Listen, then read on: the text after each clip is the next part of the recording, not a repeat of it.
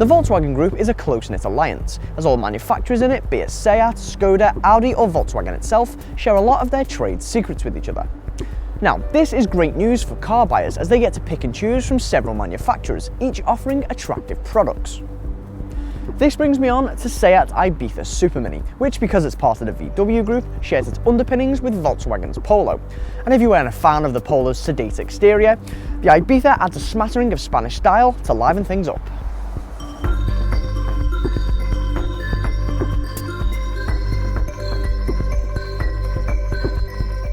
Let's start by talking about the proverbial elephant in the room, and that's the noise in the cabin.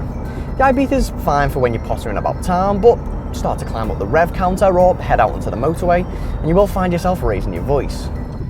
The Ibiza's light and predictive steering is clearly aimed at city driving, and as long as you go for the smaller wheels, then ride comfort won't give you too much trouble either. You may not be able to have as much fun as you would in, say, a Ford Fiesta, but the Ibiza is still great for nipping from A to B. On the engine front, try and avoid going for the 69 brake horsepower naturally aspirated 1.2 litre petrol, as this can be a bit sluggish. Instead, if you're after a small petrol, then go for the turbocharged 1.2 litre TSI, as this is a bit more lively with 104 brake horsepower and a 0 to 62 mph sprint time of 9.8 seconds, which for such a small engine is quite impressive. Other engines on offer include an FR badged 1.4 litre turbo petrol producing 138 brake horsepower and a 1.6 litre turbo diesel which produces 104 brake horsepower.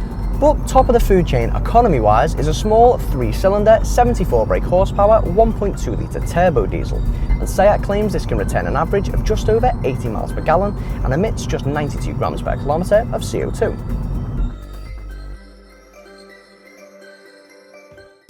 Unfortunately, the Ibiza doesn't live up to the Polo's sophistication on the inside, as there are quite a few scratchy plastics dotted around, particularly noticeable on the doors. Standard kit, however, ticks some essential boxes like aircon, CD player with MP3 compatibility, and front electric windows. The iTech trim that we have today features things like Bluetooth, a leather-wrapped steering wheel, and nice 16-inch alloy wheels. If you really do want your Ibiza to have a bit more character though, go for one of the high-end FR models, as these come with sporty styling tweaks.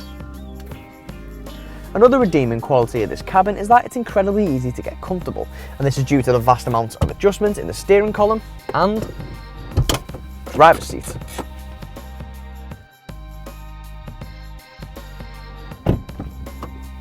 Obviously, the fact that we've got the 5-door version and not the 3-door SC model makes it easier to get in and out.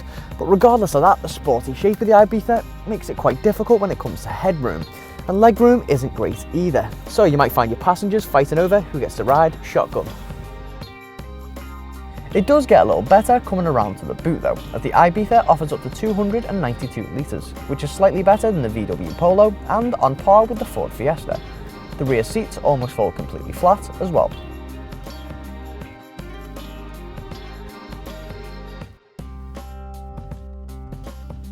Many of the models in the VW Group have a similar feel to them, both inside and out. And as always, a vital decision comes down to price.